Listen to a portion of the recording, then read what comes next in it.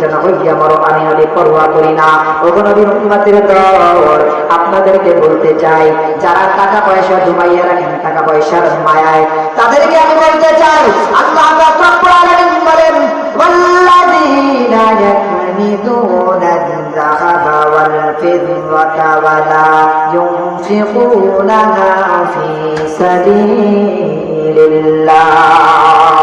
যে আল্লাহর বান্দারা দুনিয়ার ভিতরে টাকা পয়সা স্তূপ করে রাখে, যে আল্লাহর বান্দা টাকা পয়সা আল্লাহর রাস্তায় ব্যয় করে না, টাকা পয়সার মায়ের কারণে, জমি জমার মায়ের কারণে, গাড়ি বাড়ির মায়ের কারণে, যে আল্লাহর বান্দাগুলো কি করে না, যে আল্লাহর বান্দাগুলো টাকাগুলো আল্লাহর রাস্তায় ব্যয় করে না, অর্থাৎ টাকাগুলোর জায়গা ঠিক মতন দেয় না, টাকাগুলো দ্বারা প্রভাব করে না, এবং টাকাগুলোর মাধ্যমে কোরবানিগুলো দেয় না, ওই আল্লাহর বান্দাকে আল্লাহ রাব্বুল আলামিন উপহার করে বলেন, ভগবান দ্বারা তোমরা জানো নাকি, ফাবাশশিরহুম বিআযাবিন আলীম, ভগবান দ্বারা তোমাদের জন্য একটা সুসংবাদ তোমাদের জন্য রেখে দেওয়া হয়েছে, যন্ত্রণাদায়ক আযাব। আল্লাহ এত রাগ হয়েছে, উপহাস করেন, আর তোমাদের জন্য সুসংবাদ তোমাদের জন্য রেখে দিয়েছে, যন্ত্রণাদায়ক আযাব। টাকা পয়সা জমান না, এবার বলুন টাকা পয়সা জমাতে কি লাভ? আল্লাহ রাব্বুল আলামিন বলেন, যদি কোনো আল্লাহর বান্দা দুনিয়ার ভিতরে টাকা পয়সা জমাইয়া রাখে, ওই আল্লাহর বান্দা যদি টাকা পয়সা গুলো আল্লাহর রাস্তায় ব্যয় না করে, এই টাকাগুলো দ্বারা কাল কিয়ামতের দিবসে জাহান্নামের আগুনের ভিতরে উত্তপ্ত করে ওই আল্লাহর বান্দার পিঠের উপরে সেচ দেওয়া হবে, ওই আল্লাহর বান্দার কপালের উপরে সেচ দেওয়া হবে, ওই আল্লাহর বান্দার পাথরের উপরে সেচ দেওয়া হবে, ওই আল্লাহর বান্দার প্রত্যেকটা অঙ্গ প্রত্যঙ্গের উপরে সেচ দেওয়া হবে, আর বলা হবে এইটা তোমার সেই সম্পদ, যে সম্পদ মায়ের কারণে তোমরা আল্লাহর রাস্তায় ব্যয় করো না, এখন তোমরা নিজের চোখে নিজেই আস্বাদন করো। এখন তোমরা নিজের চোখে নিজেই আস্বাদন করো, কি তোমরা রেখে আসছে। আল্লাহ নবী সাল্লাল্লাহু আলাইহি ওয়াসাল্লাম কামতু সুজান আকরা ফায়ালকা সাহিবাহু ইয়াওমাল কিয়ামাতি ফায়াফিরু মিনহু। ওগো নবীর উম্মতের দল, আমার কাদ্দারা খায়রাও ওয়া খামালা ওয়া শুকরু লিমান সাওয়ারা হুসনাও ওয়া জামালা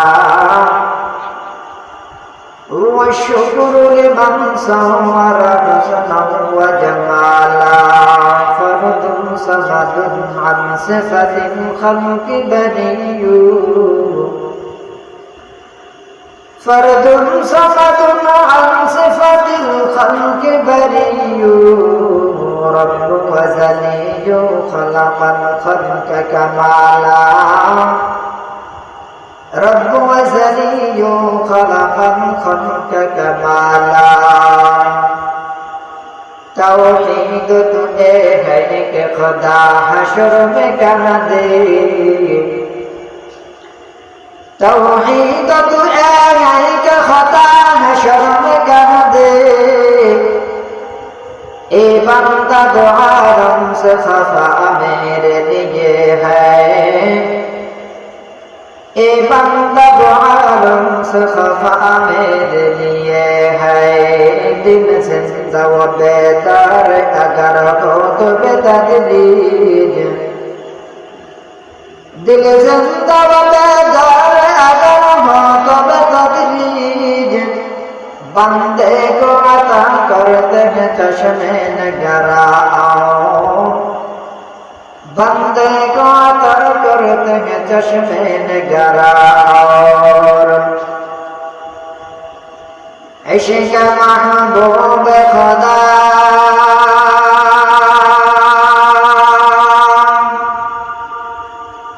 जिस दिल में हासिल नहीं,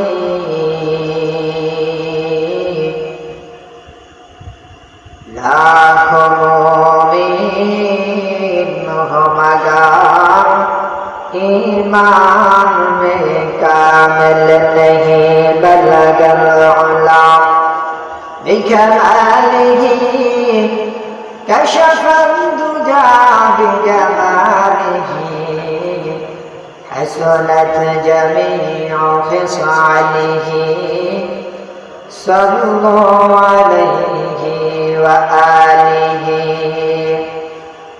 ज़ियारत मदीना की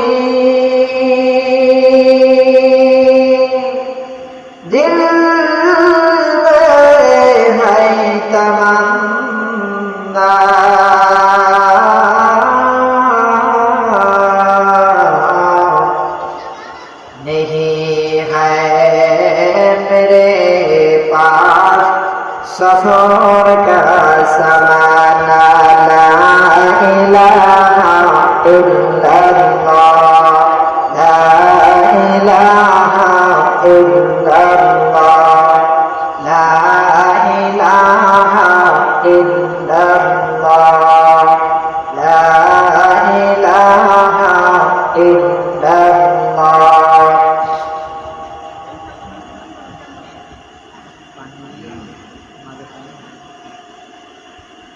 ला इलाहा इल्लल्लाह ला इलाहा इल्लल्लाह ला इलाहा इल्लल्लाह मुहम्मदुर রাসূলুল্লাহ। সকলে জোরে সরে বলে সাল্লাল্লাহু আলাইহি ওয়াসাল্লাম। আলহামদুলিল্লাহ। খলিশাখালী বাইতুন নূর জামি মসজিদের উদ্যোগে ষষ্ঠ বাৎসরিক ওয়াজ মাহফিলের সম্মানিত সভাপতি, দূর দূরান্ত থেকে আগত বাবাজিরা এবং যুবক ভাইয়েরা, পর্দার আড়ালে মা ও বোনেরা, সকলকে জানাই অন্তরের অন্তঃস্থল থেকে আন্তরিক শুভেচ্ছা এবং মোবারকবাদ। আমরা ওই মহান আল্লাহ পাক রব্বুল আলামিনের দরবারে শুকরিয়া আদায় করি, যেই সুবহানাহু ওয়া তাআলা আমাদের সকলকে দ্বীনি মজলিস জান্নাতের বাগিচায় আসিয়া দিনের কিছু কথা শোনার জন্য আসার ও বসার তৌফিক দান করেছেন। এই জন্য দিল থেকে শুকরিয়া আদায় করে আলহামদুলিল্লাহ। সম্মানিত হাজিরিন, আল্লাহ পাক রব্বুল আলামিন আমাদেরকে একটা রমজান মাস দিয়েছিল। রমজান মাসটা কেন দিয়েছে, কি কারণে দিয়েছিল, উদ্দেশ্য কি, এইটা আমাদের জানা নাই। এইটা জানা না থাকার কারণে রমজান মাস চলে যাওয়ার সঙ্গে সঙ্গে আমাদেরকেও মসজিদ থেকে টেনে বের করে দিয়েছে। রমজান মাসে দেখা যায় নামাজে, 5 ওয়াক্ত নামাজে 2 কাতার 3 কাতার সব সময় হয়। রমজান মাস শেষ, আমাদের ইবাদত বন্দেগী নামাজ রোজা সব শেষ হয়ে যায়। এটার কারণ কি? এটার কারণ হলো রমজান মাস কেন দিয়েছিল এটা আমাদের জানা নাই।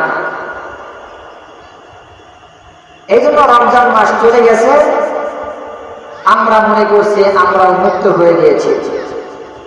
কিন্তু রমজান মাস চলে গেলে হবে না। রমজান মাস এসেছিল আমাদের রুহের খোরাক তৈরি করার জন্য। সারা বছর আমরা যে ইবাদত বন্দেগী করি, এই ইবাদত বন্দেগী আমাদের রুহের জন্য পর্যাপ্ত পরিমাণ ছিল না, যার কারণে এর ক্ষতিপূরণের জন্য আল্লাহ পাক রব্বুল আলামিন রমজান মাস দিয়েছিলেন। কারণ সারা বছর রুহের খোরাক না দেওয়ার কারণে রূহটা রোগাগ্রস্ত হয়ে গিয়েছে। এই রূহটাকে সুস্থ করার জন্য রমজান মাস দিয়েছে। এখন রমজান মাস চলে গেলে তো চলবে না, আমাদের রুহের খোরাক তো 12 মাস চালাইতে হবে, ঠিক কিনা বলেন? 12 মাস আমাদের এই রুহের খোরাক যোগান দিতে হবে। আসলে আমরা দেখি রুহের খোরাক কি, রুহ কি চায় আমাদের কাছে। এইটা বোঝার আগে আমরা বুঝি মানুষ কি খায়, মানুষের খোরাক কি। দেখেন আল্লাহ পাক রব্বুল আলামিন দুনিয়ার ভিতরে মানুষ সৃষ্টি করেছেন মাটি দিয়া। কি দিয়া বলেন? এই মানুষের খাদ্য তৈরি করেছেন মাটি থেকে। কি থেকে বলেন? আমরা যত প্রকার খাবার খাই, যত ধরনের খাবার খাই, সবগুলো খাবারের উৎস হলো মাটি। আপনি এমন খাবার খান না যে খাবারের স্পর্শ মাটি করে নাই, এমন খাবার আপনারা কেউ খান না। প্রত্যেকটা খাবার যাই আমাদের সামনে আসে, যেটাই আমরা আমাদের পেটের ভিতরে দিই, সব খাবারের মূল উৎস হলো মাটি। কারণ হলো আমাদের শরীর হলো মাটির তৈরি, আর এই মাটির তৈরি শরীর সদা সর্বদা মাটিকেই চায়। তাহলে আমরা বুঝতে পারলাম, যেহেতু আল্লাহ পাক রব্বুল আলামিন আমাদের শরীরকে বানাইছেন মাটি দিয়া, আমাদের খাদ্যগুলো তৈরি হয় মাটির মাধ্যমে। যদি কোনো আল্লাহর বান্দা এই কথা বলে যে আমি মাটি থেকে উৎপাদিত কোনো ফসল আমি খাবো না, বলেন সে বাঁচবে? কথা বলেন, বাঁচবে? তাহলে আমরা এবার দেখি রূহ জিনিসটা কি আর রূহের খোরাকটা কি। যেহেতু মানুষ বানাইছেন মাটি দ্বারা, মানুষের খোরাক হলো মাটি। রূহটা কি দ্বারা তৈরি করা হয়েছে এটা যদি আমরা বুঝতে পারি, তাহলে আমরা বুঝতে পারবো রূহের খোরাকটা কি। আল্লাহ পাক রব্বুল আলামিন বলেন, ওয়ায়াসআলুনাকা আনির রূহ কুলির রূহু মিন আমরি রাব্বি ওয়া মা উতীতুম মিনাল ইলমি ইল্লা ক্বালিলা। আল্লাহ পাক রব্বুল আলামিন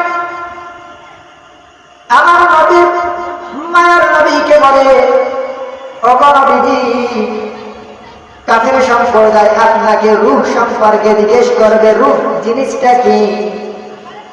ওগো নবী, আপনি তাদেরকে বলে দিন, রূহ জিনিসটা হলো আল্লাহ পাক রব্বুল আলামিনের হুকুম বিশিষ্ট একটা জিনিস। রূহ জিনিসটা হলো মহান আল্লাহ পাক রব্বুল আলামিনের হুকুম ঘটিত একটা বিষয়, যার সার কথা হলো রূহটাকে সৃষ্টি করেছেন মহান আল্লাহ পাক রব্বুল আলামিন তার হুকুম দ্বারা। কিসের দ্বারা বলে? হুকুম। তাহলে এবার আসেন, যেহেতু আমাদের শরীর তৈরি হয়েছে মাটি দ্বারা, তাই আমাদের খাদ্য গ্রহণ করে মাটি থেকে, আর রূহকে সৃষ্টি করা হয়েছে মহান আল্লাহ পাক রব্বুল আলামিনের হুকুম দ্বারা। তাহলে বলেন রূহের খোরাক কি হতে পারে? আল্লাহর হুকুম মানা। মুসলমান আল্লাহর গোলাম, যেমন ভাবে দুনিয়ার ভিতরে একটা মানুষ মাটি থেকে উৎপাদিত ফসল না খায়, ওই মানুষটা রোগগ্রস্ত হয়ে যায়, ওই মানুষটা অসুস্থ হয়ে যায়।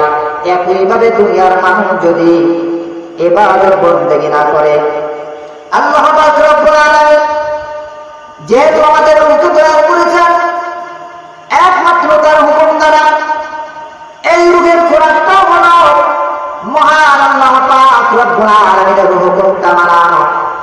সুতরাং যে আল্লাহর বান্দারা সারা বছর আল্লাহ পাক রব্বুল আলামিনের হুকুম পর্যাপ্ত পরিমাণ মানে নাই, ওই আল্লাহর বান্দার রূহটা রোগগ্রস্ত হয়ে যায়, অসুস্থ হয়ে যায়। সারা বছর যেহেতু আমরা ইবাদত করি না, আমাদের রূহটা অনেক অসুস্থ হয়ে যায়। আমরা দেখতে পাই যেমন ভাবে একটা মানুষ খোরাক না খাওয়ার কারণে, খাবার না খাওয়ার কারণে অসুস্থ হয়ে যায়, অসুস্থ হলে আমরা সঙ্গে সঙ্গে ওই ব্যক্তিকে হাসপাতালে নিয়ে যাই। হাসপাতালে নিয়ে যায় ওই ব্যক্তিকে বিভিন্ন ধরনের চিকিৎসা করে, বিভিন্ন ধরনের ট্রিটমেন্ট দিই। কারণ হলো ওই ব্যক্তি রোগগ্রস্ত হয়ে গিয়েছে। এখন যদি হাসপাতালে ভর্তি না করা হয়, ওই ব্যক্তির শরীর আর ভালো হবে না। চিকিৎসা যদি পর্যাপ্ত পরিমাণ না হয়, ওই ব্যক্তির শরীর ভালো হবে না। আস্তে আস্তে লোকটা দুনিয়া থেকে বিদায় নিয়ে চলে যাবে। ও মুসলমান বান্দার আল্লাহর গোলাম, আল্লাহ পাক রব্বুল আলামিন আমাদের রূহকে বানাইছে তার হুকুম দ্বারা। এই রূহের খোরাক তৈরি হবে আল্লাহর হুকুম পর্যাপ্ত পরিমাণ মানার দ্বারা। যেই আল্লাহর বান্দা আল্লাহর হুকুমটা সারা বছর মানে না, যেহেতু আমরা আল্লাহর হুকুম সারা বছর পর্যাপ্ত পরিমাণ মানতে পারি না, এই কারণে আমাদের রূহটা জন্য আল্লাহ পাক রব্বুল আলামিন রমজান নামক একটা হাসপাতাল দিয়েছিল, রমজান নামক হাসপাতাল। যেমন ভাবে একটা মানুষ দুনিয়ার ভিতরে হাসপাতালে ভর্তি হলে তাকে বিভিন্ন ধরনের ট্রিটমেন্ট করা হয়, একইভাবে আল্লাহ পাক রব্বুল আলামিন আমাদের রোগটা রোগাগ্রস্ত হওয়ার কারণে আল্লাহ পাক রব্বুল আলামিন রমজান নামক হাসপাতাল আমাদেরকে দিয়েছিলেন এবং বিভিন্ন ধরনের চিকিৎসা আমাদেরকে দিয়েছেন। কোন কোন আল্লাহর বান্দাকে বেশি রোজা রেখে চিকিৎসা করেছে, কোন কোন বান্দাকে বেশি বেশি নফল ইবাদতের মাধ্যমে চিকিৎসা করেছে, আবার কোন কোন বান্দাকে তারাবি নামাজ পড়াইয়া চিকিৎসা করেছেন, আবার কোন কোন বান্দাকে কোরআন তেলাওয়াত করাইয়া চিকিৎসা করেছেন। সারা রমজান মাস আমাদের চিকিৎসা করার পর আল্লাহ পাক রব্বুল আলামিন ঈদুল ফিতরের চাঁদ দেখাই আমাদেরকে রমজান নামক হাসপাতাল থেকে রিলিজ করে দিলেন। যেমন ভাবে দুনিয়ার ভিতরে কোন মানুষ যদি হাসপাতালে ভর্তি হয়, ওই মানুষটা সারা জীবন হাসপাতালে থাকে না, ওই মানুষটাকে হাসপাতাল থেকে কিছুদিন পরে রিলিজ করে দেয়। রিলিজ করে দেওয়ার সময় ওই রোগীকে ডাক দেওয়া বলে, ভাই আমার তোমাকে হাসপাতালে পর্যাপ্ত পরিমাণ চিকিৎসা আমরা করেছি, তুমি আগের তুলনায় অনেক সুস্থ হয়ে গিয়েছ, তবে ভুলে যেও না এই হাসপাতাল থেকে বের হওয়ার পর ভুলে যাইও না তুমি হাসপাতালে ছিলাম, তোমার চিকিৎসা করা হয়েছে, বরং তুমি এখান থেকে যাবা, আমি কিছু প্রেসক্রিপশনে কিছু ওষুধ লিখে দিলাম, এই ওষুধগুলো তুমি কন্টিনিউ চালাইয়া যাবা, তাহলে যতটুকু অসুস্থ ছিল পরিপূর্ণ সুস্থ হয়ে যাবা। এইটা পরিবার আল্লাহ পাক রব্বুল আলামিন রমজান নামক হাসপাতালের ভিতরে আমাদের রোগের চিকিৎসা করার পর আল্লাহ পাক রব্বুল আলামিন ঈদুল ফিতরের চাঁদ দেখাই আমাদেরকে রমজান নামক হাসপাতাল থেকে রিলিজ করে দেওয়ার পর বিশ্ব নবীর মাধ্যমে ঘোষণা দিলেন, ওগো নবীর উম্মতের দল, তোমরা এই রমজান নামক হাসপাতাল থেকে বের হওয়ার পর তোমরা ভুলে যেও না তোমরা তোমাদের রোগের চিকিৎসা করেছ, এখন যদি তোমরা এখান থেকে বের হইয়া আবার অবহেলা করা শুরু করো, তাহলে সারা রমজান মাসে তোমাদের যে চিকিৎসা করা হয়েছে পুরোটাই নষ্ট হয়ে যাবে, এর কোনো ফল পাওয়া যাবে না। তবে তোমাদেরকে এই হাসপাতাল থেকে মুক্তি করার সময় আল্লাহ নবী আমাদেরকে প্রেসক্রিপশন করে দিয়ে বলে দিয়েছে, ওগো উম্মতের দল, তোমাদেরকে আমি 6টা ট্যাবলেট লিখে দিলাম, এই 6টা ট্যাবলেট যদি তোমরা বাড়িতে বসে কন্টিনিউ করো, তাহলে তোমরা রমজান মাসে যেমন ভাবে রোগের চিকিৎসা তোমরা করেছ, বাকি 6টা ট্যাবলেট যদি তোমরা গ্রহণ করো, সারা বছর তোমাদের ট্রিটমেন্ট চলতে থাকবে। চিল্লাইলাম সুবহানাল্লাহ। এখন আমাদের জানতে হবে সেই 6টা ট্যাবলেট কি। আল্লাহ নবী বিশ্বনবী রাহমাতুল লিল আলামিন বলেন, قال النبي صلى الله عليه وسلم من صام رمضان ثم أتبعه 6 من شوال كان كصيام الدهر كله। আমার নবী মায়ের নবী বিশ্বনবী রাহমাতুল লিল আলামিন বলেন, যদি কোন আল্লাহর বান্দা রমজান মাসের 30টা রোজা রাখার পর তার সাথে সামঞ্জস্য রেখে শাবান, রমাদ, শাওয়াল মাসের 6টা রোজা যদি ধারাবাহিকভাবে 6টা রোজা রাখে, ওই আল্লাহর বান্দা সারা বছর আমলনামায় রমজানের রোজার সওয়াব লিখে দেওয়া হবে। চিল্লাইলাম সুবহানাল্লাহ। রমজান মাসের 30টা রোজার সঙ্গে যদি বাকি 6টা রোজা, শাওয়াল মাসের 6টা রোজা আপনি রাখেন, সারা বছর ইবাদতের সওয়াব পাবেন। সুবহানাল্লাহ। কিভাবে সারা বছর ইবাদতের সওয়াব হতে পারে, এটা আল্লাহ পাক রব্বুল আলামিন এই কথা আমাদেরকে বলে দিয়েছে। আল্লাহ পাক রব্বুল আলামিন পবিত্র কোরআনের ভিতরে বলেন, মা জাআ বিল হাসানাতি ফালাহু আশরু আমসালিহা। যদি কোন আল্লাহর বান্দা দুনিয়ার ভিতরে থাকিয়া একটা নেক আমল করে, আমি আল্লাহ ওই বান্দার উপরে খুশি হইয়া 10টা লিখে দিই। চিল্লাইলাম সুবহানাল্লাহ। যদি কোন আল্লাহর বান্দা একটা নেক আমল করে, আমি আল্লাহ সেই থেকে 10 গুণ বাড়িয়ে তার আমলনামায় লিখে দিই। চিল্লাইলাম সুবহানাল্লাহ। তাহলে এই হিসাব অনুযায়ী আমরা বুঝতে পারি যে 30টা রোজা দিয়ে আল্লাহর বান্দা রাখবে সারা বছর। ওই ব্যক্তি যদি 10 গুণ করা হয় 30 × 10 = 300 রোজা রাখার সব তার আমলনামায় লিখে দেওয়া হয়। চিল্লায় সুবহানাল্লাহ। আর আরবি মাস অনুযায়ী বছর হয় 360 দিন। কয় দিনে বলে? 360 দিন। তাহলে যেহেতু আমাদের 300 রোজা পূরণ হয়ে গেল, বাকি থেকে কয়টা বলে? 60টা রোজা বাকি থেকে। কয়টা রোজা? 60টা রোজা। যদি কোনো আল্লাহর বান্দা এই শাওয়াল মাসে 6টা রোজা রাখে, আল্লাহ পাক রব্বুল আলামিন বাকি যে 60টা পূরণ হইতেছিল বাকি 60টা তার আমলনামায় লিখে দেয়। চিল্লায় সুবহানাল্লাহ। তাহলে আমরা এই শাওয়াল মাসের 6টা রোজা রাখবো তো ইনশাআল্লাহ। এই চলতেছে আমরা এই 1 মাস, যেহেতু একাধারে আমরা রোজা রেখেছি, আমাদের শরীর ক্লান্ত। এই 1 মাসের ভিতরে আমরা পৃথক ভাবে 2 দিন পর একটা, 1 দিন পর একটা, এইভাবে আমরা 6টা রোজা পূরণ করব। তাহলে আমাদের আমলনামায় সারা বছর রোজা রাখার সওয়াব আল্লাহ লিখে দিবেন। সুবহানাল্লাহ। এটা আমার কথা, আল্লাহ নবী বলে দিয়েছেন, মান সামা রমাদান সুম্মা আত্তাহু সিত্তাম মিন শাওয়ালিন কানা কাসিয়ামিদ দাহরি কুল্লিহি। যে ব্যক্তি রমজান মাসের সঙ্গে শাওয়াল মাসের 6টা রোজা যোগ করবে, ওই ব্যক্তির আমলনামায় সারা বছর রোজা রাখার সওয়াব লিখে দেয়। চিল্লায় সুবহানাল্লাহ। এই রোজা রাখার দ্বারা এই যে নফল রোজাটা, এইটা শুধু সারা বছর রোজা রাখার সওয়াব এই জন্য রাখবেন তা নয়। দেখেন, আমাদের যত ফরজ আমল রয়েছে, প্রত্যেকটা ফরজ আমলের সঙ্গে কিছু নফল আছে। আমরা 5 ওয়াক্ত নামাজ পড়ি, 5 ওয়াক্ত নামাজের সঙ্গে সুন্নাত নফল আছে না নাই বলেন? আছে। আমরা যে হজ করি, ফরজ হজের সঙ্গে নফল হজ আছে না নাই? আছে। আমরা যাকাত দিই, যাকাত দেওয়া ফরজ, এর সঙ্গে নফল দান আছে না নাই? একইভাবে আমরা যে রমজান মাসে রোজা রাখি, এর সঙ্গে 6টা শাওয়ালের নফল রোজা আছে না নাই? তাহলে মুসলমান বান্দার আল্লাহর গোলাম, কেন প্রত্যেকটা ফরজের সঙ্গে নফল রাখা হয়েছে?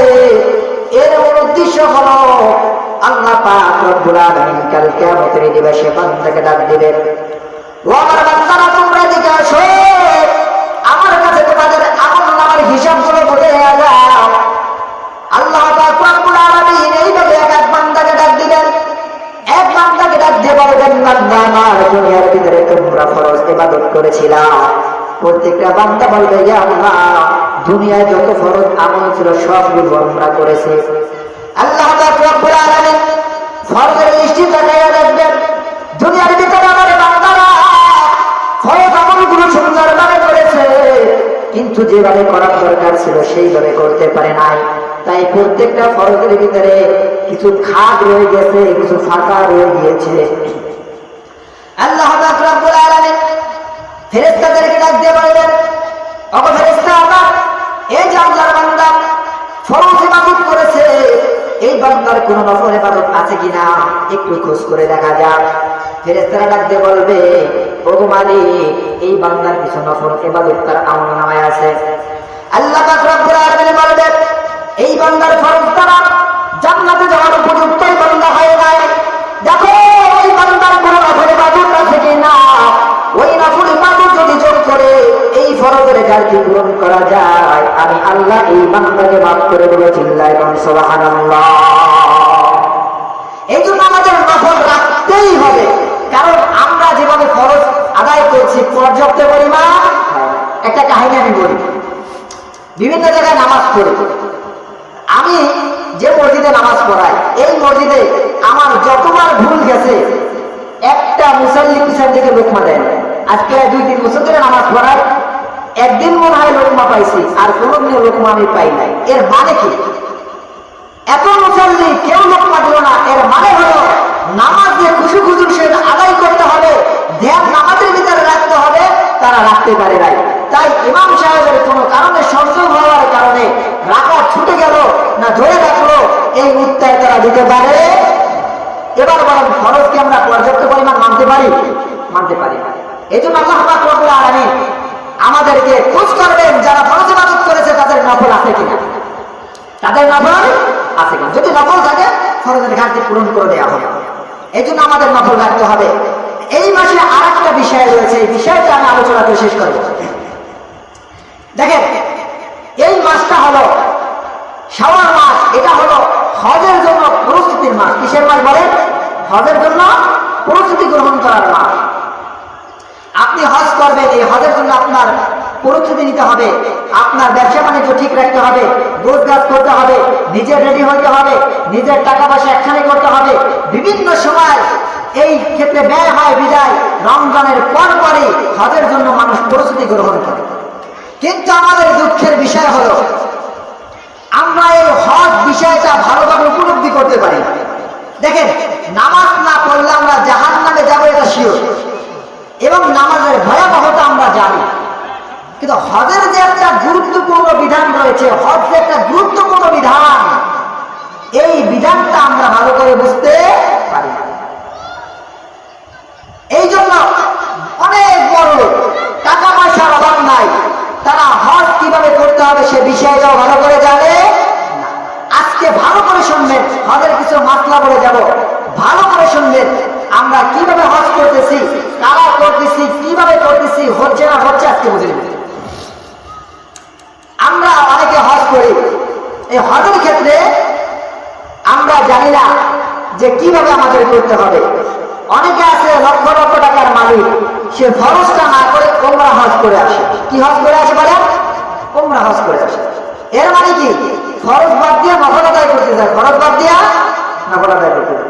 আপনাদেরকে একটা প্রশ্ন করি, যদি কোনো ব্যক্তি 5 ওয়াক্ত নামাজ মসজিদে না পড়ে, সে অলরেডি 5 ওয়াক্ত নামাজ পড়েই না, ওই ব্যক্তি যদি ভোর রাত্রে তাহাজ্জুদ করে, তার তাহাজ্জুদের কোনো দাম আছে বলেন? 5 ওয়াক্ত নামাজ ফরজ যে আল্লাহর বান্দা পড়বে না, ওই ব্যক্তি যদি রাতভর নফল ইবাদত করে, তার ইবাদতের কোনো দাম আল্লাহর কাছে। তাহলে মুসলমানের বান্দা, আল্লাহর গোলাম, আমরা যে হজ ফরজ হওয়ার পরেও যারা ফরজ হজ বাদ দিয়া যারা নফল হজে দৌড়ায়, যারা ওমরা হজে দৌড়ায়, আপনাদের যে বিষয়টা বুঝাইলাম, আচ্ছা বলেন, যারা ফরজ বাদ দিয়া নফলের জন্য দৌড়ায়, তাদের নফল ইবাদত গ্রহণ হবে নাকি? হবে? তাদের নফল ইবাদত গ্রহণ হবে না। কার জন্য? যার ফরজের বিধান রয়েছে। এক ব্যক্তির উপর হজ ফরজ, ওই ব্যক্তি যদি ফরজ না করে নফল করে, তার নফলের কোনো দাম নাই। আর আরেক ব্যক্তির টাকা পয়সা বেশি নাই, অনেক কষ্ট করে 1.5 লাখ 2 লাখ কামাইছে, সে ওমরা করে আসছে, সেটা তার জন্য অনেক ভালো।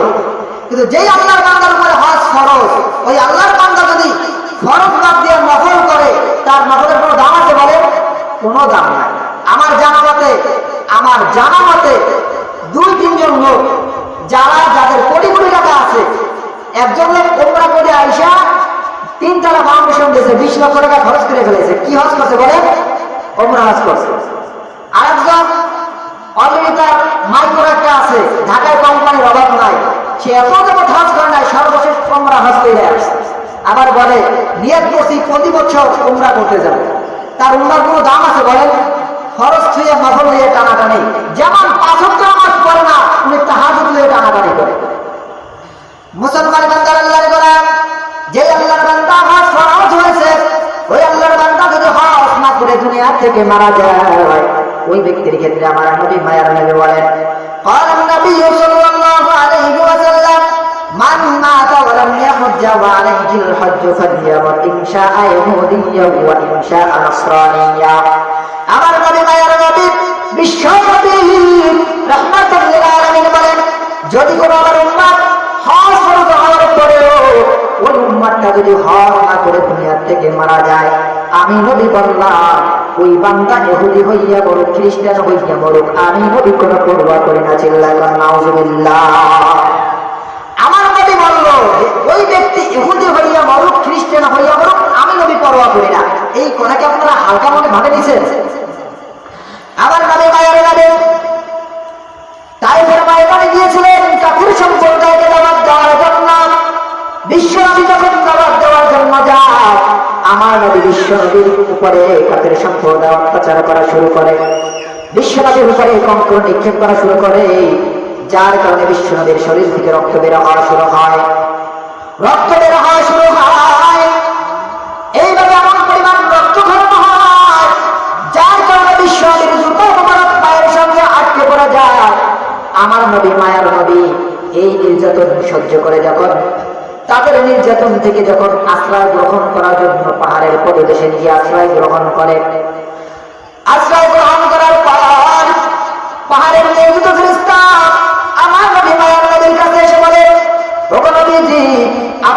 মধ্যে কাফের সম্প্রদায় যে নির্যাতনগুলো করেছে আল্লাহ পাক রব্বুল আলামিন সবগুলো দেখেছেন।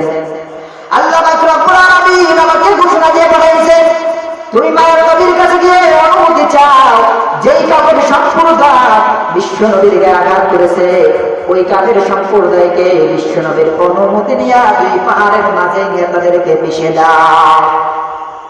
ওগো আপনি শুধু হুকুম দেন, এই কাফের সম্প্রদায়কে আমি এই পাহাড়ের মধ্যখানে নিয়ে তাদেরকে একেবারে পিষে দিব।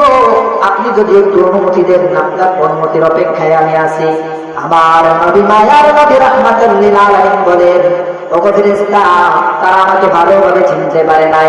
আজকে যদি তারা আমাকে চিনত কখনো আঘাত করতো না। আজকে যদি তাদের উপরে রাগ হয়ে আমি নবী যদি তাদের সঙ্গে বদদুয়া করে দিই, তাহলে ওই কওমটা সম্পূর্ণ ধ্বংস হয়ে যাবে। আমি নবী তাদেরকে ধ্বংস করার জন্য আসি না। আমি চাই তারা জীবিত থাকুক, হতে পারে তাদের বংশ থেকে কেউ না কেউ ইসলাম গ্রহণ করে ধন্য হবে। চিল্লায় বলেন সুবহানাল্লাহ। তাহলে একজন মুসলমান হবে এই ক্ষেত্রে বিশ্ব নবীর কত ত্যাগ। আমার নবী মায়ের নবীকে বিভিন্ন জায়গায় আঘাত করেছে, একজনকে মুসলমান করার জন্য বিশ্ব নবী প্রচুর পরিমাণ আঘাত সহ্য করেছে। এমন পরিমাণ আঘাত সহ্য করেছেন বিশ্ব নবীর দাঁত মোবারক শহীদ হয়ে গিয়েছে। এরপরও বিশ্ব নবী একটাও পিছে হলেন নাই, কাফের সম্প্রদায়ের বিরুদ্ধে কখনো বদদুয়া করেন নাই। এই মায়ার নবী দয়াল নবী আমাদেরকে বলেন, মান মাতা ওয়ালাম ইয়াহুজ্জা ওয়া আলাইহিল হজ্জ ফালইয়ামুত ইনশা ইয়াহুদিয়্যা ওয়া ইনশা নাসরানিয়্যা। ওগো নবীর উম্মতের দল, যে আল্লাহর বান্দারা হজ ফরজ হওয়ার পরেও ফরজ হজ না করে দুনিয়া থেকে মারা যায়, ওই আল্লাহর বান্দা ইহুদি হইয়া মরুক, খ্রিস্টান হইয়া মরুক, আমি নবী পরোয়া করি না। বুঝেন কত গোসা নিয়ে কথাটা বলবো। তাহলে আমাদের ফরজ হজ করা লাগবে কিনা আপনারা বলেন? কিন্তু এই হজটা কেন আমরা করতে পারি না, এই কেন করতে পারি না তার কিছু কারণ বলবো। হজ করার কিছু লাভ বলবো, হজ না করার কিছু ক্ষতি বলবো। আমরা হজ আসলে কেন আমরা হজ করতে পারি না? বিভিন্ন ধরনের বাধা আমাদের সম্মুখীন হয়, বিভিন্ন ধরনের ওয়াসওয়াসার মাঝে আমরা পতিত হই, যার কারণে আমরা হজগুলো করতে পারি না। এক নম্বর বাধা হলো আমাদের সামনে যখন হজের বিধান চলে আসে আমরা জবাব দিই এখন করবো না, সামনে করবো। এখন করবো না, সামনে। ভাই হজে যাবেন না, কোটি কোটি টাকা কামাইছে, এখন না সামনে করবো, এখন না সামনে। দেখবেন আপনি যত হাজি আছে বা যত টাকাওয়ালা আছে আপনি জিজ্ঞেস করেন, এখন না সামনে করে।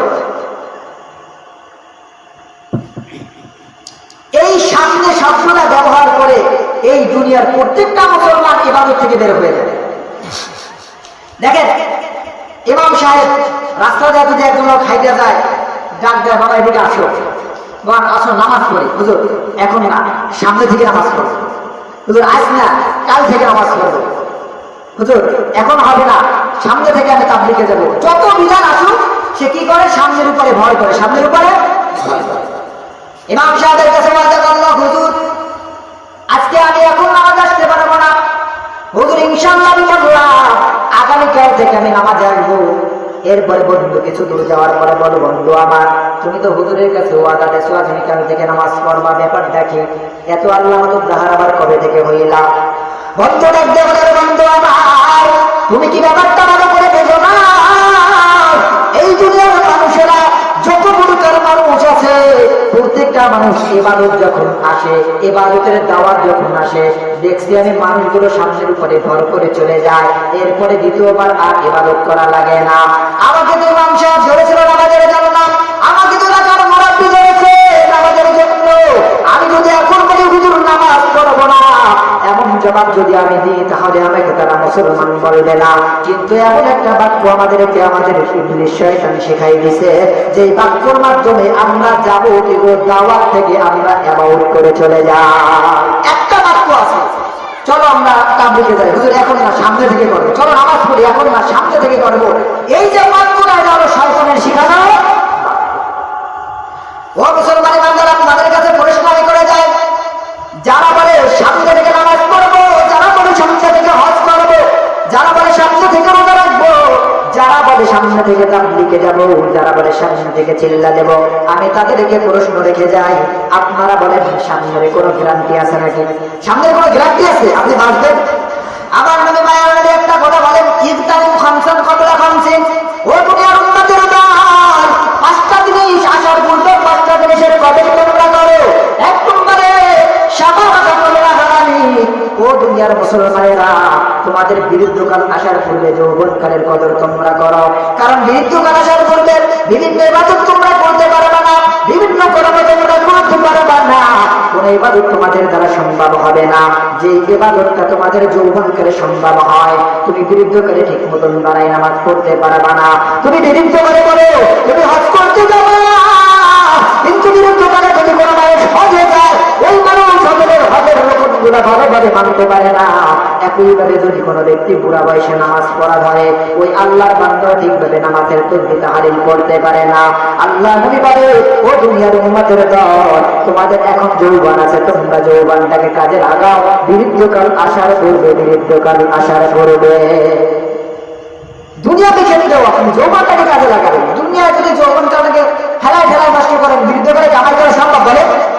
তা আল্লাহ নবী বলছেন, শাবাবাকা কবলা হারামি। তুমি যৌবনকালটাকে হেলায় ঠেলা নষ্ট করো না। আর বৃদ্ধকালে আল্লাহ কুতুবে রব্বানি একেবারে বিশাল বড় দাঁড়িয়ে রেখে মসজিদে যাবা, তোমার ইবাদত কতটুকু গ্রহণ হবে আল্লাহ মালিক ভালো জানে।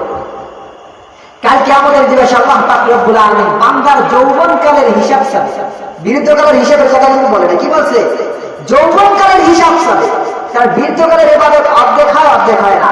যাদের 80 বছর পার হয়ে গেছে, তাদের কাপড় কোন সময় নাপাক হয়, কোন সময় পবিত্র থাকে সে নিজে বলতে পারে। তখন ইবাদতের মূল্য বেশি থাকে না, যে ইবাদতের মূল্য থেকে যৌবনকাল। আল্লাহ নবী বলেন, শাবাবাকা কবলা হারামি। তোমাদের যৌবনকাল থাকতে যৌবনকালের কদর করা, বৃদ্ধকাল আসার পূর্বে। 2 নম্বরে বলেন, ওয়াসিহাতাকা কবলা সুকুমি। ও নবী উম্মতের দল, আল্লাহ নবী বিশ্বনবী বলেন, তোমাদের এখন তোমরা সুস্থ আছো, এই সুস্থতাকে কাজে লাগাও, সুস্থতাকে কদর করো অসুস্থতা আসার পূর্বে। কারণ সুস্থ থাকা অবস্থায় মানুষ যে কর্মগুলো করতে পারে, সুস্থ থাকার পরে মানুষ যে ইবাদতগুলো করতে পারে। একজন অসুস্থ মানুষ সেই ইবাদত করতে পারে না, একজন অসুস্থ মানুষ সেই কর্মগুলো করতে পারে না। এই জন্য আমার নবী মায়ের নবী বলেন, ওয়া শাবাবাকা কবলা হারামিক। তোমাদের যৌবনকালের কদর করো, তোমাদের সুস্থতার কদর করো অসুস্থতা আসার পূর্বে। 3 নম্বর আল্লাহ নবী বিশ্বনবী বলেন, গিনাকা কবলা ফাকরিক। তোমাদের এখন তোমরা ধনী আছো, তোমাদের পর্যাপ্ত পরিমাণ টাকা আছে, এই সময়টাকে তোমরা কাজে লাগাও। তোমাদের গরিবানা আসার পূর্বে, গরিবানা আসার পূর্বে যাদের কাছে লক্ষ লক্ষ টাকা আছে, চিন্তা করে টাকা তো অনেক আছে, একটু ব্যবসা করে দেখি তারপরে হজ করব, একটু ব্যবসা করে দেখি আরো কিছু টাকা কামাই করে তারপরে দান সদকা করব। ওই আল্লাহর বান্দা চিন্তা করলো টাকা পয়সা আছে, এখন হজ করার কোনো প্রয়োজন না, এখন একটু বেশি বেশি ব্যবসা বাণিজ্য করি তারপরে হজটা করে আসব। দেখা গেল আল্লাহর বান্দার টাকাগুলো কিছুদিন যাইতে সবগুলো শেষ হয়ে যায়। এই জন্য মায়ের নবী বলে, তোমার এখন টাকা আছে, সঙ্গে সঙ্গে টাকাটার মূল্যায়ন তুমি করো। দরিদ্রতা আসার পূর্বে, দরিদ্রতা আসার পূর্বে, তুমি দরিদ্রতা আসার পূর্বে তুমি কাজ করো। তোমার টাকা পয়সা আছে, একটু কাজে লাগাও, দিনের ক্ষেত্রে কাজে লাগাও। কিসের ক্ষেত্রে বলে? দিনের ক্ষেত্রে। সর্বশেষ যেই কথাটা আমি বলতে চাইবো, হায়াতাকা কবলা মাউতিক। মুসলমান ইমানদার আল্লাহর গোলাম, আমাদের সামনে যখন ইবাদত আসে আমরা বলি এখন করবো না, সামনে পারবো। আমি ওই আল্লাহর বান্দাদেরকে বলতে চাই, ও আল্লাহর বান্দারা, আপনারা আমাকে জবাব দেন। আল্লাহ নবী বলেন, ওয়া হায়াতাকা কবলা মাউতিক। তুমি এখন জীবিত আছো, তোমার সময়টাকে কাজে লাগাও মৃত্যু আসার পূর্বে। যে আল্লাহর বান্দারা বলে আমি সামনে হজ করব, যে আল্লাহর বান্দারা বলে আমি সামনে থেকে ভালো হব, যে আল্লাহর বান্দারা বলে সামনে থেকে আমি দাড়ি রাখবো, যে আল্লাহর বান্দারা বলে সামনে থেকে আমি রোজা রাখবো, ওই আল্লাহর বান্দাকে বলতে চাই, তুমি আবার কিভাবে কোথা থেকে টিকিট দেখাইলা, সামনে তুমি বাঁচবার মারা যাবা, তুমি তো কোনো টিকিটের খবর তুমি জানো না, তাহলে কোন দিকে তাকাইয়া সামনের উপরে তুমি ঠেলে দাও। এটা ভালো করে জেনে রাখো, এই যে কথায় কথায় বলি সামনে করবো, এটা হলো শয়তানের শেখানো বাক্য। 2 নম্বর কেন আমরা হজে যাই না? 2 নম্বর হজে না যাওয়ার কারণ হলো আমরা চিন্তা করি হজে যদি যাই আমাদের সন্তানরা বিবাহের উপযুক্ত হয়ে গিয়েছে, এখন যদি আমরা হজে যাই সন্তানদেরকে বিবাহ দেবো কিভাবে? ও মুসলমান ইমানদার আল্লাহর গোলাম, হজ করার একটা ফরজ বিধান, সন্তানদেরকে বিবাহ দেওয়া একটা ফরজ বিধান। তুমি এখন একটা ফরজের জন্য আর একটা ফরজে বাধা দিতে পারো না। ও মুসলমান, দুনিয়ার ভিতরে নামাজ তুমি পড়ো, ওই কথাটা তোমরা পারো না, নামাজ পড়ে পড়বো, আগে সন্তানদেরকে বিবাহ দিয়ে নি, এই কথা কখনো তোমরা বলো না। নামাজ ফরজ সেইটা তোমরা পালন করছো, সন্তানকে বিবাহ না দিয়া, তাহলে তোমরা হজের ক্ষেত্রে আসলে কেন বলো পোলাপান এখনো বিবাহ দিনাই, কি করে হজ করে আসবো? হজ তো তোমার ফরজ, তোমার হজ করতেই হবে। পোলাপান বিবাহ দিতে পারো চাই না পারো। 3 নম্বর কারণ আমরা কেন হজে যাইতে পারি না? 3 নম্বর কারণ হলো আমরা চিন্তা করি আমরা যদি হজে যাই, এত কষ্ট করে 4-5 লাখ টাকা, 6 লাখ টাকা, 7 লাখ টাকা ডুবাই গেলাম, আমার তো কোনো বাড়ি নাই, কোনো গাড়ি নাই, কোনো জমি নাই, এখন যদি আমি হজে যাই তাহলে আমার তো সর্বনাশ। কিভাবে আমি বাড়ি করব, কিভাবে আমি গাড়ি করব? আমার বাড়ি গাড়ি হবে না, আমার জমি জমা হবে না। এই বাড়ি গাড়ি জমি জমা আমার কারণে ওই ব্যক্তিগুলো হজ করে না। ম্যাক্সিমাম মানুষের উপরে হজ খরচ হয়ে যায়। যে আল্লাহর বান্দার কাছে 6 থেকে 7 লক্ষ টাকা যে আল্লাহর বান্দার কাছে একত্রিত হয়, ওই আল্লাহর বান্দার উপরে হজটা ফরজ হয়ে যায়। আর এই একবার যদি হজ ফরজ হয়, মৃত্যুর আগ পর্যন্ত ওই ব্যক্তির থেকে এই হজের হুকুম ফৌত হয় না। আপনি চিন্তা করতে পারেন, এখন 6 লক্ষ টাকার মালিক, 10 লক্ষ টাকার মালিক, চিন্তা করেন আমি ব্যবসা বাণিজ্য করি, করার পরে আরো কিছু টাকা হবে, কিছু দিয়ে হজ করবো আর আমার আসলটা খাইতে দেবে। কিন্তু তুমি যদি ব্যবসা করতে গিয়া এই 10 লক্ষ টাকাগুলো যদি তুমি নষ্ট করে ফেলো, ব্যবসা যদি লস হয়ে যায়, আর যদি চিন্তা করো টাকা আসছিল, হজ ফরজ হয়েছিল, এখন টাকা শেষ হয়ে গেছে, আর তো হজ ফরজ নাই। আল্লাহর বান্দা, এই যে চিন্তা ভাবনা আমরা করি একেবারে বহুদা চিন্তা, যে আল্লাহর বান্দার উপরে একবার হজ ফরজ হয়, ওই আল্লাহর বান্দার উপর থেকে জীবনে আর হজের বিধান যায় না। এরপরে যে আল্লাহর বান্দা হজ না করে মারা যায়, যে আল্লাহর বান্দা টাকা পয়সার মায়া হজ না করে মারা যায়, ওই আল্লাহর বান্দার কাছে বিশ্বনবী বলে তুমি ইহুদি হইয়া মরো, খ্রিস্টান হইয়া মরো, আমি নবী পরোয়া করি না। ওগো নবীর উম্মতের দল, আপনাদেরকে বলতে চাই, যারা টাকা পয়সা জমাইয়া রাখেন টাকা পয়সার মায়ায়, তাদেরকে আমি বলতে চাই, আল্লাহ রাব্বুল আলামিন বলেন ওয়াল্লাযীনা ইয়াকনিতুনা আয-যাহাবা ওয়াল ফিদ্দাতা ওয়া লা ইউনফিকুনাহা ফী সাবিলিল্লাহ। যে আল্লাহর বান্দারা দুনিয়ার ভিতরে টাকা পয়সা স্তূপ করে রাখে, যে আল্লাহর বান্দা টাকা পয়সা আল্লাহর রাস্তায় ব্যয় করে না, টাকা পয়সার মায়ের কারণে, জমি জমার মায়ের কারণে, গাড়ি বাড়ির মায়ের কারণে, যে আল্লাহর বান্দাগুলো কি করে না, যে আল্লাহর বান্দাগুলো টাকাগুলো আল্লাহর রাস্তায় ব্যয় করে না, অর্থাৎ টাকাগুলোর জায়গা ঠিক মতন দেয় না, টাকাগুলো দ্বারা কেউ হজ করে না, এবং টাকাগুলোর মাধ্যমে কোরবানিগুলো দেয় না, ওই আল্লাহর বান্দাকে আল্লাহ রাব্বুল আলামিন উপহাস করে বলেন, ভগবানরা তোমরা জানো নাকি ফাবাশশিরহুম বিআযাবিন আলীম, ভগবানরা তোমাদের জন্য একটা সুসংবাদ, তোমাদের জন্য রেখে দেওয়া হয়েছে যন্ত্রণাদায়ক আযাব। আল্লাহ এত রাগ হয়েছে, উপহাস করেন, আর তোমাদের জন্য সুসংবাদ, তোমাদের জন্য রেখে দিয়েছে যন্ত্রণাদায়ক আযাব। টাকা পয়সা জমান না, এবার বলুন টাকা পয়সা জমাতে কি লাভ? আল্লাহ রাব্বুল আলামিন বলেন, যদি কোনো আল্লাহর বান্দা দুনিয়ার ভিতরে টাকা পয়সা জমাইয়া রাখে, ওই আল্লাহর বান্দা যদি টাকা পয়সা গুলো আল্লাহর রাস্তায় ব্যয় না করে, এই টাকাগুলো দ্বারা কাল কিয়ামতের দিবসে জাহান্নামের আগুনের ভিতরে উত্তপ্ত করে ওই আল্লাহর বান্দার পিঠের উপরে সেচ দেওয়া হবে, ওই আল্লাহর বান্দার কপালের উপরে সেচ দেওয়া হবে, ওই আল্লাহর বান্দার পাথরের উপরে সেচ দেওয়া হবে, ওই আল্লাহর বান্দার প্রত্যেকটা অঙ্গ প্রত্যঙ্গের উপরে সেচ দেওয়া হবে। আর বলা হবে এইটা তোমার সেই সম্পদ, যে সম্পদ মায়ের কারণে তোমরা আল্লাহর রাস্তায় ব্যয় করো না, এখন তোমরা নিজের চোখে নিজেই আস্বাদন করো। এখন তোমরা নিজের চোখে নিজেই আস্বাদন করো, কি তোমরা রেখে আসছে। আল্লাহ নবী বিশ্বনবী বলেন, কামতু সুজান আকরা ফায়ালকা সাহিবাহু ইয়াওমাল কিয়ামাতি ফায়াফিরু মিনহু।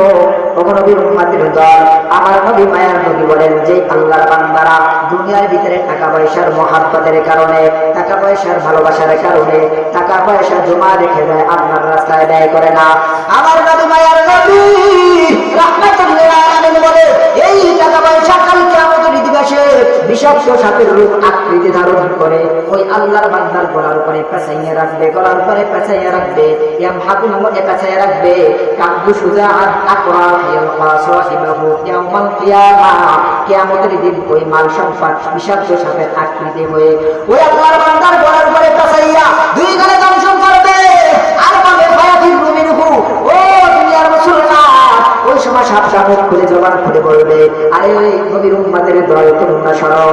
হলাম সেই সম্পদ, যে সম্পদ তোমরা দুনিয়ার ভিতরে জোগাইয়ে রাখছিলা, যে সম্পদ দুনিয়ার ভিতরে তোমরা রেখে দিয়েছিলে স্তূপ করে, আল্লাহর রাস্তায় ব্যয় করো না। এখন তোমরা দেখো দুনিয়ায় কি রেখে আসছিলা, আমি সেই সাপ, আমি সেই সাপ। তোমরা এখন নিজের চোখে নিজের স্বাদ আস্বাদন করো। সাথে আমাদের জবান খুলে বলবে, টাকা পয়সা জমাইছিলা। ওগো মুসলমান বান্দার আল্লাহর গোলাম, আমরা যে টাকা পয়সা সন্তানের জন্য রেখে যাই, জমি জমা সন্তানের জন্য রেখে যাই, যা কিছু সন্তানের জন্য রেখে যাই, সন্তানের কাজে আসবে কিনা জানি না, সন্তান এই টাকা দ্বারা উপকৃত হবে কিনা জানি না। তবে এতটুকু সত্য, এই টাকা পয়সা যদি আমরা দুনিয়ার ভিতরে রেখে যাই, এই টাকা পয়সা কালকে আমাদের দিবসে আমাদের জন্য কাল হয়ে দাঁড়াবে। আমরা যারা টাকা পয়সার মায়ায় ব্যয় করতে পারি না, এই টাকা পয়সা কালকে আমাদের দিবসে আমাদের জন্য ভয়ঙ্কর রূপ হিসেবে দাঁড়াবে। মুসলমান বান্দার আল্লাহর গোলাম সরকার যদি কোনো আল্লাহর বান্দা হজ করতে যায়, আল্লাহ নবী বিশ্বনবী বলেন, তাবিউ বাইনাল হজ্জি ওয়াল উমরাতি ফাইন্নাহুমা ইয়ানফিআনিল ফাকরা ওয়াজ যুনুব। যে আল্লাহর বান্দারা বলে হজ করলে টাকা কমে যাবে, হজ করলে টাকা শেষ হয়ে যাবে, আমার নবী মায়ার নবী রাহমাতুল লিল আলামিন বলে, ও দুনিয়ার উম্মতের দল, তোমরা যারা বলো টাকা পয়সা বলে যদি আমি হজ করি আমার টাকা পয়সা কমে যাবে, না না না, বরং তাবিউ বাইনাল হজ্জি ওয়াল উমরা, তোমরা হজ এবং উমরা লাগাতার করতে থাকো, লাগাতার করতে থাকো।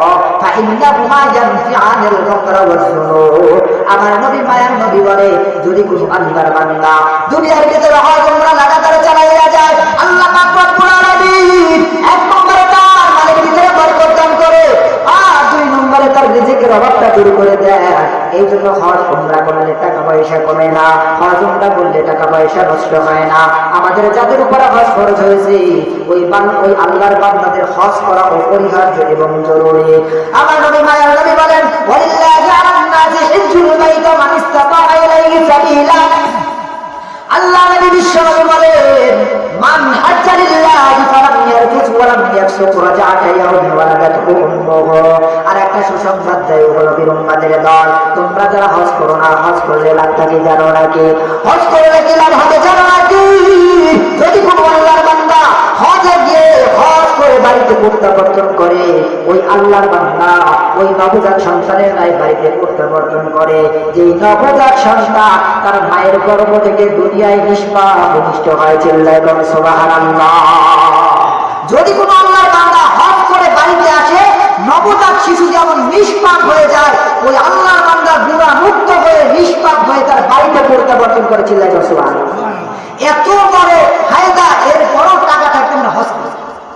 খালি চিন্তা করি টাকা দিয়ে হজ করলে বাড়ি করবো কেমনে, গাড়ি করবো কেমনে? ও মুসলমান, আল্লাহ পাক রব্বুল আলামিন কালকে আমাদের দিবসে আমাকে আপনাকে জিজ্ঞেস করবে না, ওগো বান্দা দুনিয়ায় তোমাদেরকে বানাইছিলাম, তোমাদের সন্তান দিয়েছিলাম, বিবি দিয়েছিলাম, বলো সন্তানের জন্য দুনিয়ায় কয় বিঘা জমি রেখে আসছো? সন্তানের জন্য কয়টা বিল্ডিং রাখছো? সন্তানের জন্য দুনিয়ায় কি কি রেখে আছে এই হিসাবটা আমাকে দাও। আল্লাহ বলবে বান্দা কেমন করে বলবে না, বরং আল্লাহ বলবে দুনিয়ার ভিতরে তোমাকে সম্পদ দিয়েছিলাম, দুনিয়ার ভিতরে তোমাকে টাকা পয়সা দিয়েছিলাম, বলো এই সম্পদ এবং টাকা পয়সা আমার রাস্তায় ব্যয় করেছিল কিনা? আমরা যারা সন্তানের মায়ায় টাকা পয়সা আল্লাহর রাস্তায় দিতে চাই না, এই সমস্ত চিন্তা করেন কাল কিয়ামতের দিবসে এক নম্বরে এই সম্পদ বিষাক্ত সাপের আকৃতি ধরে আপনার গলায় পেঁচে গেছে, আর দুই গেলে দংশন করবে কি দুনিয়ার সাপ, জাহান্নামের সাপ দংশন করবার মুখে বলতে থাকবে, আমি তোমার সেই সম্পদ, যেই সম্পদ তোমরা দুনিয়ার ভিতরে রেখে আসছিলা, এখন তোমরা নিজের চোখে আস্বাদন করো। এমন কথা বলবে আর দংশন করবে। নামাজ কয়টা? আযান হবে 50,000 আর 4 মিনিট কথা বলে। যাই হোক, এই জন্য আমাদের হজ করা অপরিহার্য। আমি দুইটা কথা বললাম, এক নম্বরে বললাম এর ভয়াবহতা, হজ না করে টাকা পয়সা জমাইলে কি হবে, দুই নম্বরে বললাম উপকারিতা। এই দুইটা বলার একটা কারণ আছে। দুনিয়ার ভিতরে মানুষ যত কষ্টের কর্ম করে দুইটা কারণে করে। কয়টা কারণে করে? দুইটা কারণে। এক নম্বরে ভয়, দুই নম্বরে আশা। দুনিয়ার মানুষ যখন দুনিয়ার কর্ম করে ওই ব্যক্তি চিন্তা করে আমি যদি এই কষ্টের কর্মটা করতে পারি, যারা প্রবাসী থাকে তাদের কাছে জিজ্ঞাসা করে দেখবেন, ওই ব্যক্তি চিন্তা করে আমি যদি কষ্ট করে কর্মটা করি তাহলে আমার বাড়ি হবে, আমার গাড়ি হবে। এই বাড়ি গাড়ির চিন্তায়, এই বাড়ি গাড়ির আশায় ওই ব্যক্তি সামনে যত কঠিন কর্ম আসে সবগুলো সেই বান্দা করে। আর দ্বিতীয় নম্বর, ওই বান্দা নেক আমলগুলো করে, ওই বান্দা দুনিয়ার কর্মগুলো করে যে বান্দার ভিতরে ভয় থাকে, ভয়। আমি যদি আজকে কষ্টের কর্মটা না করি, আমার মালিক আমাকে চাকরি থেকে বের করে দিবে। আমার মালিক যদি আমাকে চাকরি থেকে বের করে দেয়, তাহলে আমার সংসারটা না খেয়ে থাকবে, আমার স্ত্রী না খেয়ে থাকবে। এই দুইটা ভয় নিয়ে মানুষ দুনিয়ায় বসবাস করে এবং এই দুইটা ভয় নিয়ে মানুষ জীবনের সমস্ত কর্মগুলো করে। আল্লাহ পাক রব্বুল আলামিন বলেন, ও বান্দা, দুনিয়ায় তোমাদের যত নেকের আমল আমি বলেছি, প্রত্যেকটা নেকের আমলের ক্ষেত্রে দুইটা বিষয় বলে দিয়েছি। এক নম্বরে যদি আমার নেকের কর্ম না করো, তোমাদের জন্য আমি ভয়ঙ্কর জিনিস রেখে দিয়েছি, জাহান্নামের আগুন রেখে দিয়েছি, কবরের শাস্তি রেখে দিয়েছি, মৃত্যুর যন্ত্রণা রেখে দিয়েছি, কবরের শাস্তি রেখে দিয়েছি, কবরের বিভিন্ন আযাব তোমাদের জন্য রেখে দিয়েছি। আর দুই নম্বরে আমি ঘোষণা দিয়ে দিলাম, যদি কোনো ব্যক্তি আমার ইবাদতগুলো সুন্দরভাবে করো, তাহলে তোমাদের জন্য রেখে দিয়েছি জান্নাতের মতন সুন্দর একটা নিয়ামত, মালা আইনুন রাআত, এমন নিয়ামত রেখে দিয়েছি যে নিয়ামত জীবনে চোখে দেখো নাই, ওয়ালা উযুনুন সামিআত, জীবনে কান দ্বারা শ্রবণ করো নাই, ওয়ালা খাতারা আলা কলবি বাশার, শুধু চোখ থেকে দেখো নাই এমন কথা না, শুধু কান থেকে শ্রবণ করো নাই এমন কথা না, বরং দুনিয়ার ভিতরে থাইকা জীবনে তোমরা উপলব্ধি করতে পারো নাই, তোমাদের জন্য আমি মাওলা জান্নাতে কি রেখে দিয়েছি। এত নিয়ামত মালা আইনুন রাআত, জীবনে চোখে দেখেন নাই। এই দুনিয়ার সামান্য টাকা পয়সা মানে বিছানা দৌড়ে আর এই কি টুকটাক খাবার জন্য মহিলা আছেন, যা একটু খেলে গ্যাস্ট্রিক হয়, যা কিছু খালি পেটে পছন্দ করে, এই সমস্ত খাবার জন্য এত পাগল। আল্লাহ বলেন, যে নিয়ামত রেখেছি মালা আইনুন রাআত, জীবনে চোখে দেখো নাই, ওয়ালা উযুনুন সামিআত, কর্ম দ্বারা জীবনে শ্রবণ করো নাই, ওয়ালা খাতারা আলা কলবি বাশার, মনে মনে কল্পনাও করো নাই, এত নিয়ামত আমি রেখে দিয়েছি। আমরা জান্নাতের কথা শুনে কল্পনা করি, তাই মনে হয় এই জিনিস পাবো। আল্লাহ বলে, তোরা যে কল্পনা করো, এই কল্পনার চেয়ে বেশি দামি জিনিস আমি রেখে দিয়েছি। চিল্লায় বল সুবহানাল্লাহ। তাহলে নেকের কর্ম করা যাবে তো ইনশাআল্লাহ। আমি দুইটা আলোচনা করেছি, এক নম্বরে সকালে 6টা বেজে রাখবো, দুই নম্বরে হজের বিষয়টা মাথায় রাখবো। যাদের একবার হজ ফরজ হয়, ওয়ালিল্লাহি আলান নাসি হিজ্জুল বাইতা মান ইসতাতা ইলাইহি সাবিলা, যেই ব্যক্তির কাছে বাইতুল্লাহ তওয়াফ করার মতন টাকা থাকে, অর্থাৎ বাইতুল্লাহ যাওয়ার মতন টাকা যে ব্যক্তির কাছে থাকবে, ওই ব্যক্তির হজ ফরজ। ফরজ হজ করতে 6 লক্ষ টাকা থাকে, যে আল্লাহর বান্দার কাছে এই হজের মৌসুমে 6 লক্ষ টাকা একসাথে হবে, ওই আল্লাহর বান্দার উপরে হজ ফরজ, মৃত্যুর আগে তার উপর থেকে হজ ফরজ হবে না। এই জন্য টাকা পয়সা জমানোর আগে চিন্তা করবেন, বাড়িগাড়ি করার আগে চিন্তা করবেন, জমি জমি কেনার আগে চিন্তা করবেন, আমার উপরে হজ ফরজ হয়েছে কিনা, আমার উপরে জাকাত ফরজ হয়েছে কিনা, আমার উপরে কুরবানি ফরজ হয়েছে কিনা। তিনটা বিষয় চিন্তা করে তারপরে বিল্ডিং করবেন আর জায়গা কিনবেন। যতটুকু আলোচনা করলাম, আল্লাহ পাক রব্বুল আলামিন আমাদের সকল রূপ আলোচনার উপর আমল করার তৌফিক দান করুন। সকলে বলেন আমিন। ওয়া আখিরু দাওয়ানা আলহামদুলিল্লাহি রাব্বিল আলামিন। আসসালামু আলাইকুম ওয়া রাহমাতুল্লাহি ওয়া বারাকাতুহু।